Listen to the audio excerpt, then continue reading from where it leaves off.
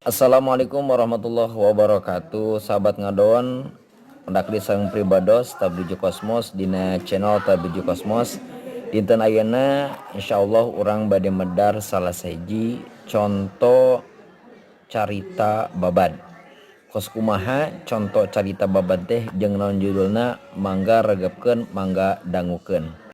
Sebelum lanjut, jangan lupa subscribe dan aktifkan lonceng notifikasi channel YouTube Tabiju Kosmos. Hatur nuhun. Praja Pajajaran anu jenenganana Prabu Siliwangi kagungan putra pameget jenenganana Kian Santang. Tileutik Kian Santang dilatih kana kagagahan jeung kadugalan kuramana. Tepika taya saurang oge anu bisa ngarehkeun kasaktianana. Barang parantos sawawa Kian Santang mikir, cek pikirna simkuring ayeuna geus tamat rupa-rupa ilmu kagagahan geus kacekel kabeh.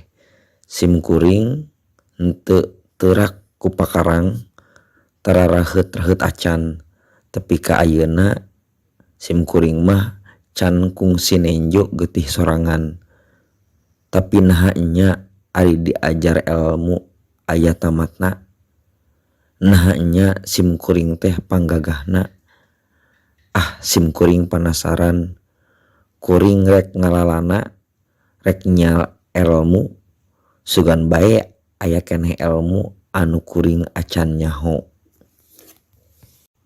Terus bae Kian Santang ngalalana lampar pisan kamana-mana, nu sikluk di jugjug, nu anggang di teang, nya di buminya di awang-awang, malah tuluy mentas lautan.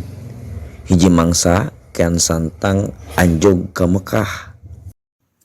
Di Mekah anjeunna ngadangu yen aya jalma anu kacida luhur elmuna jeung kacida gagahna. Jenenganana Bagenda Ali atawa Sayyidina Ali. Kajurung ku kapanasaran, Kian Santang lunta niat sejak nepungan Baginda Ali. Ari keur angkat Kian Santang tepung jeung hiji sepuh.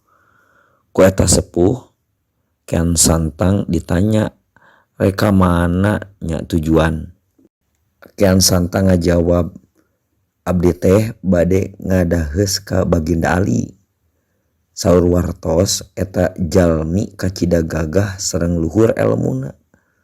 Maksudna ku abdi bade ditepangan, bade diajak ngadu kagagahan. Eta sepuh teu ukur imut, pok ngawaler, ari kitu mah hayu atuh dijajabkeun ku mama. Kelarasan mama terang nuju di mana anjeuna, saur sepuh teh. Kian Santang asa mobok manggih gerowong, aya jalan komo mentas. Tuluy bae Kian Santang ngiring ka eta sepuh. Barang geus angkat sajongjongan, eta sepuh teh sasauran bangun nu kaget, itek mama tinggaleun. Tuh geuning nancep di ditu, cing kasep punten pangnyandakeun. Teu talangke Kian Santang balik deui, maksud rek nyokot itek kagungan sepuh teh. Barang nepi itek teh dijiwang sahayuna, tapi bet pageuh pisan. Panyasaran nyambutna rada ditanagaan, tapi angger itek teu uget-uget acan. Tapi ka akhirna Kian Santang dudugikeun nyabut itek.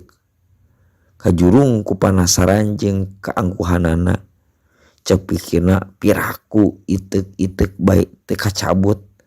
Tapi ka antukna rai tina awak Kian Santang bijil kesang badag kesang lembut.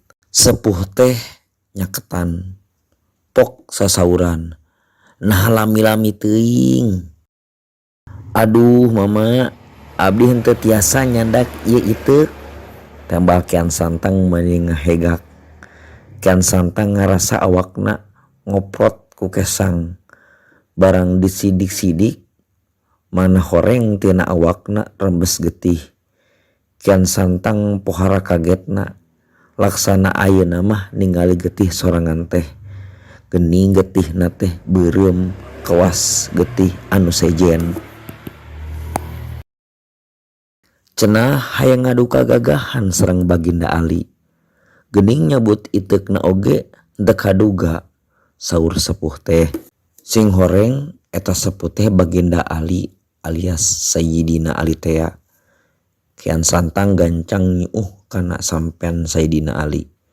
Bari hampuraan pedah geus kaliwat sombong serta sasadu sejak taluk jeung rek tumut kana naon anu bakal ditibankeun ka dirina.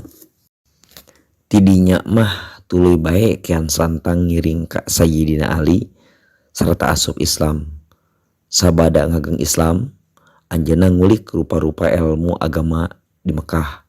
Engkena Kian Santang teh baik deui ka Pajajaran, nyebarkeun agama Islam di lemah China. Salah saurang nu hayang diislamkeun ku Kian Santang teh ramana Nyalira.